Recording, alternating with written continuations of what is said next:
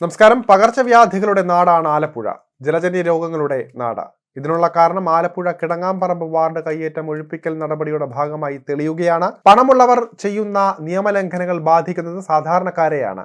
കിടങ്ങാംപറമ്പ് വാർഡിലെ കോടീശ്വര പ്രമുഖന്റെ വീടിന്റെ പുറകിൽ മിച്ചഭൂമി കയ്യേറി നീർച്ചാൽ നികത്തി കോൺക്രീറ്റ് ചെയ്ത ഭാഗം പൊളിച്ചപ്പോൾ മനുഷ്യത്വമുള്ള ആരും കാണിക്കാത്ത നികൃഷ്ടമായ പ്രവൃത്തിയാണ് തെളിഞ്ഞത്.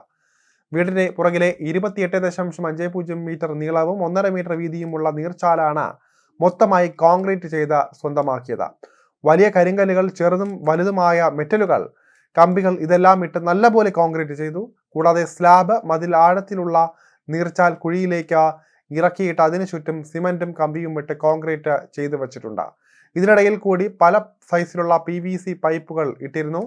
തന്റെയും സഹോദരന്മാരുടെയും വീട്ടിലെ വേസ്റ്റ് വാട്ടർ പോകാനും എന്തിന് കക്കൂസ് മാലിന്യം പോകാൻ പോലും പാകത്തിൽ പൈപ്പുകൾ കോൺക്രീറ്റ് ചെയ്ത് വെച്ചതിന് തെളിവാണ് ഇത്. ഇതിലൂടെ ഒഴുകുന്നത് കക്കൂസ് മാലിന്യമാണ്. കള്ളികളായി നീർച്ചാൽ കുഴിയിൽ മതിൽ കെട്ടി അറകളായി തിരിച്ച് കോൺക്രീറ്റ് ചെയ്ത സ്ലാബിട്ടത് മാലിന്യം ഒഴുക്കാനായിരുന്നു. കക്കൂസ് മാലിന്യങ്ങൾ ടാങ്ക് നിറയുമ്പോൾ ഈ വലിയ പൈപ്പുകൾ വഴി മഴക്കാലത്ത് തുറന്ന് നീർച്ചാൽ ഒഴുകിയിരുന്ന വഴി വടക്കോട്ട് ഒഴുക്കി വിട്ടിരുന്നതായും നാട്ടുകാർ തിരിച്ചറിയുന്നുണ്ട്.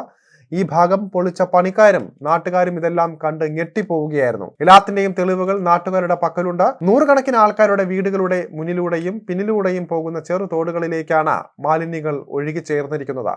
ഇത് അവസാനം ചെന്നെത്തുന്നത് YMCA പാലത്തിന്റെ വടക്കേ കരയിലുള്ള പള്ളിയുടെ പടിഞ്ഞാറ് ഭാഗത്തെ കലുങ്ങ് വഴി കനാലിൽ ചെന്ന് ചേരുന്നതാണ്. മാലിന്യം വലിച്ചെറിയുന്നവരിൽ നിന്നും നഗരസഭ പിഴകൾ ഈടാക്കാറുണ്ട്. ഇവിടെ അതിലും വലിയ കുറ്റകൃത്യമാണ് ചെയ്തിരിക്കുന്നത്. എന്നിട്ടും നഗരസഭ മതിയായ നടപടികൾ സ്വീകരിക്കുന്നില്ല. കിടങ്ങാംപറമ്പിലെ കയ്യേറ്റവും നീർച്ചാൽ ഇല്ലാതാക്കലും വാർത്തയാക്കിയത് മറുനാടൻ മലയാളിയാണ്.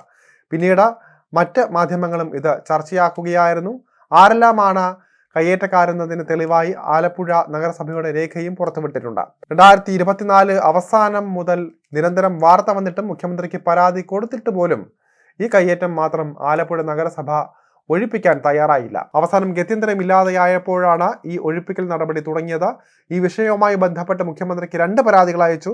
Ambalappuzha MLA H. സലാം ആലപ്പുഴ നഗരസഭാ പരിധിയിൽ സമ്പന്നരുടെ കയ്യേറ്റം തെളിവുകൾ ഉണ്ടായിട്ട് പോലും ഒഴിപ്പിക്കുന്നില്ല എന്ന നിയമസഭാ രേഖകൾ സഹിതം നിരത്തി വാർത്താ സമ്മേളനം നടത്തി പറഞ്ഞു. ഇതോടെ നാട്ടുകാർ വീണ്ടും ആലപ്പുഴ നഗരസഭ ഭരിക്കുന്ന പാർട്ടിയുടെ ഏക മന്ത്രിയായ സജി ചെറിയാനെയും തദ്ദേശ സ്വയംഭരണ വകുപ്പ് മന്ത്രി MP രാജേഷിനെയും ഈ വിവരങ്ങളെല്ലാം അറിയിക്കുന്നതും മുൻപ് മുഖ്യമന്ത്രിക്ക് അയച്ച 2 പരാതികൾ കൂടി അയച്ചു കൊടുക്കുന്നതും. ഇതേ തുടർന്നാണ് ഈ ഫയലുകൾ വീണ്ടും ചലിക്കാൻ തുടങ്ങിയത്.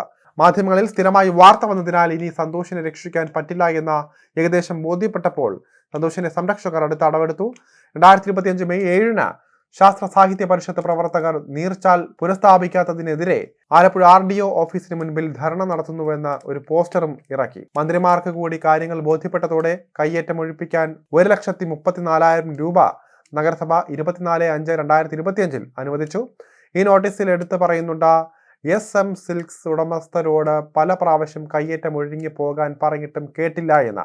എന്നിട്ടും ഒഴിപ്പിക്കൽ നടപടി തുടങ്ങാത്തതിനെക്കുറിച്ച് നാട്ടുകാരോട് നഗരസഭാ അധികൃതർ പറഞ്ഞത് കോൺട്രാക്ടർമാരുടെ അഭാവം കാരണമാണ് പണി തുടങ്ങാൻ വൈകുന്നത് എന്നാണ്.